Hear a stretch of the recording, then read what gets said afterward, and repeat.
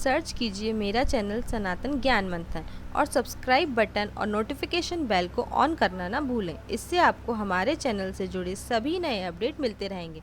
Hello friends, मेरे YouTube channel सनातन ज्ञान मंथन में आप सभी का स्वागत है। आशा करती हूँ आप सभी को हमारे द्वारा बनाई गई वीडियो पसंद आ रही होंगी। अगर आप किसी विशेष देवी देवता से संबंधित कथा या जानकारी प्राप्त करना चाहते हैं तो हमें कमेंट करके ज़रूर बताएं। तो फ्रेंड्स, इसी तरह हमारे चैनल पर बने रहिए और जुड़े रहिए अपनी धर्म और संस्कृति के साथ। दोस्तों, आज हम आपको भोलेनाथ के एक और रूप जटेश्वर महादेव की कथा सुनाने जा रहे हैं। कहा जाता है कि इस कथा को सुनने से पितरों को प्रसन्नता प्राप्त होती है। तो शुरू करते हैं फ्रेंड्स आज की कथा। 84 महादेवों की श्रृंखला में 28वें क्रम पर श्री जटेश्वर महादेव का मंदिर आता है।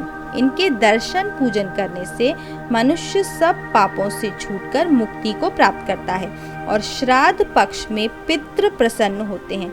श्रावण भादो मास में महादेव का 84वां रूप 84 महादेव की यात्रा का आरंभ किया जाता है। राजा वीर धनवा और उनके द्वारा वन में किए गए दोषों के निवारण से जुड़ी हुई है जटेश्वर महादेव की कथा, जो ऋषि मुनियों की महत्ता को दर्शाती है। मुनि द्वारा बताए मार्ग पर चलकर ही राजा को शांति प्राप्त हो सकी। एक बार राजा शिकार करने वन में गए। उन्होंने मृग रूपी आकृति देख बाण चला दिया। जहां बाण चलाए वे वास्तविकता में संवर्त ब्राह्मण के 5 पुत्र थे, जो मृग रूप में विचरण कर रहे थे। वे मृग रूप में क्यों थे, यह एक श्राप के कारण हुआ था। उसकी कथा यह है कि एक बार उन ब्राह्मण पुत्रों द्वारा हिरण के 5 छोटे बच्चों का वध कर दिया गया था। घर जाकर बालकों ने अपने पिता को सारा वृत्तांत सुनाया और प्रायश्चित का मार्ग पूछा। तभी वहां भृगु ऋषि, अत्रि और अभि ऋषि आ गए। सारी बातें जानने पर वे बोले कि प्रायश्चित हेतु तुम 5 बच्चे 5 वर्ष तक मृग चर्म ओढ़कर वन में रहो। इस प्रकार वे 5 वन में भटक रहे थे और 1 वर्ष के पश्चात राजा वीर धनवा ने उन्हें मृग समझकर मार डाला। जब राजा को यह ज्ञात हुआ कि वह ब्राह्मण पुत्र थे तो वे अत्यंत दुखी हुए। भय से कांपते हुए वे देवरात मुनि के पास पहुंचे एवं उन्हें सारी बातें कह सुनाई। मुनि ने उन्हें शांत रहने को कहा और कहा कि भगवान जनार्दन की कृपा से तुम्हारा पाप दूर हो जाएगा।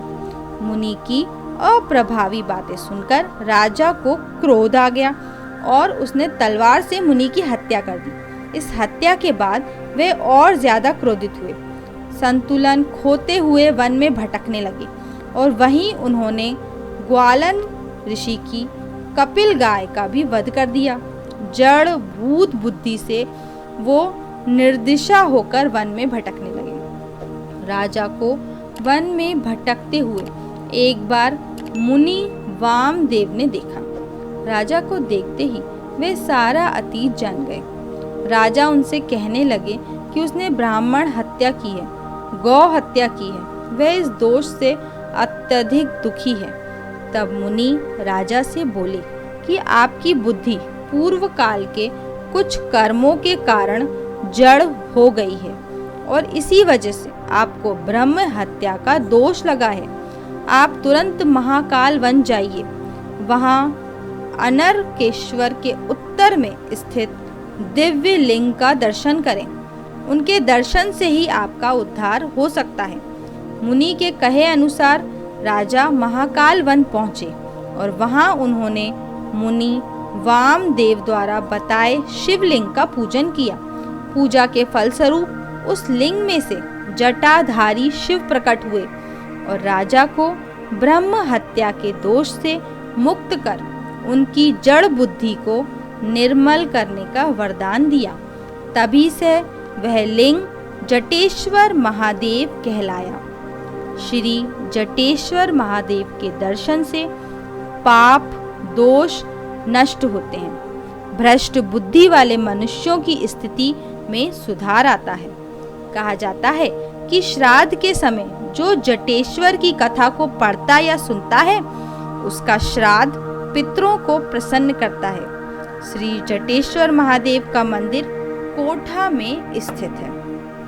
तो फ्रेंड्स, आप सभी को हमारी ये कथा कैसी लगी नीचे कमेंट करके ज़रूर बताएं। अगर आपको हमारी ये कथा रोचक लगी हो तो इसे ज़्यादा से ज़्यादा लाइक व शेयर ज़रूर करें। अगर आपने हमारे चैनल सनातन ज्ञान मंथन को अभी तक सब्सक्राइब नहीं किया तो सबसे पहले हमारे चैनल को सब्सक्राइब करें। अब हमें दें इजाज़त। Thank you friends.